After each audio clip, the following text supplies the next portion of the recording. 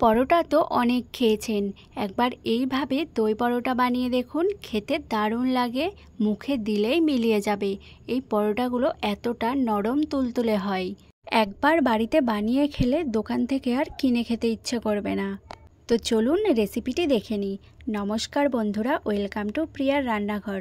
নতুন একটা রেসিপি দেখার জন্য সবাইকে স্বাগত। তো চলুন দেখে নিই। তো এখানে আমি প্রথমে একটা বাটি নিয়ে নিয়েছি, আর নিয়েছি হাফ বাটি দই। দইটা কিন্তু এইভাবে মেপেই দিতে হবে।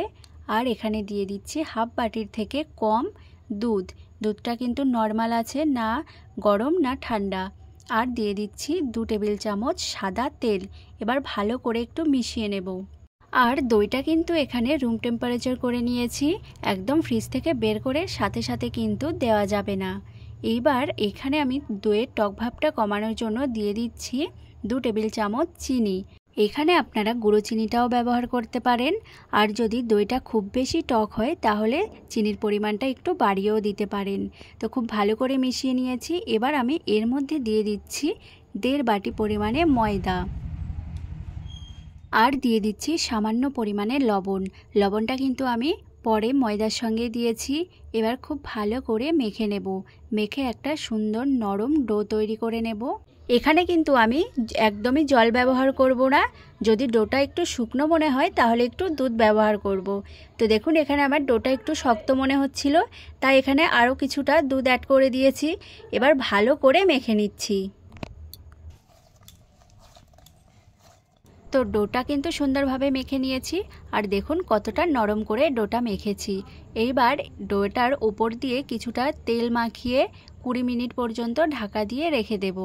তো দেখুন 20 মিনিট পর ঢাকনাটা তুলে নিয়েছি। 20 মিনিট পর কিন্তু ডোটা আরও সফট হয়ে গেছে। এইভাবেই কিন্তু ডোটা মাখাতে হবে। এবার হাত দিয়ে আরেকটু ভালো করে মেখে নিচ্ছি। এইবার এই ডো থেকে কয়েকটা লেচি কেটে নিচ্ছি। 1.5 বাটি ময়দা থেকে আমার এখানে 5টা লেচি হয়েছে। এবার এখান থেকে একটা লেচি নিয়ে সুন্দরভাবে বেলে নিচ্ছি।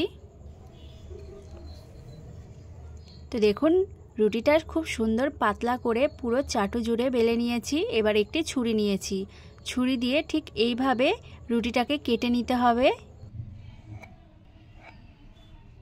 এইবার এখান থেকে একটা একটা পার্ট নিয়ে সুন্দর এভাবে মাঝখান দিয়ে দিতে হবে। এতে কিন্তু পরোটার মধ্যে লেয়ারগুলো খুব সুন্দর আসবে। আর হ্যাঁ, এখানে আমি একটা জিনিস স্কিপ করে গেছি। রুটিটা বেলার পরে কিন্তু রুটিটার ওপরে কিছুটা সাদা তেল আর কর্নফ্লাওয়ারের একটা ঘন ব্যাটার তৈরি করে নিতে হবে। সেই ব্যাটারটা রুটিটার ওপরে খুব ভালো করে লাগিয়ে নিতে হবে, তাহলেই কিন্তু লেয়ারগুলো খুব সুন্দরভাবে আসবে। তো দেখুন এখানে ভাঁজ দিয়ে কিন্তু আবার একটা লেচি করে নিয়েছি। এবার এই রুটিটাকে একটু মোটা করে বেলতে হবে। তো দেখুন ঠিক এমন মোটা করেই বেলতে হবে, খুব বেশি পাতলা করা যাবে না। এইদিকে আমি কড়াইটা বসিয়ে দিয়েছি। কড়াইটা হালকা গরম হয়ে গেলেই তার উপরে একটা পরোটা আমি দিয়ে দিচ্ছি। প্রথমে আমি শুকনো কড়াইতে পরোটাটা হালকা একটু ভেজে নেব। এবার একটি চামচ দিয়ে চারপাশটায় কিছুটা তেল দিয়ে দিয়েছি, আর ওপরটায় তেল ব্রাশ করে দিয়েছি। এবার একটু উল্টে পাল্টে খুব ভালো করে সেঁকে নেব। আর পরোটা ভাজার সময় গ্যাসের আঁচটা লো টু মিডিয়ামে রেখেই ভাজতে হবে। একদম লোতে ভাজলে কিন্তু পরোটাটা মুচমুচে হয়ে যাবে। এইবার এই গরম গরম পরোটা একটা চাটুর উপর রেখে হাত দিয়ে এভাবে একটু ফাটিয়ে নিতে হবে। তো দেখুন এখানে সবগুলো পরোটা রেডি করে নিয়েছি।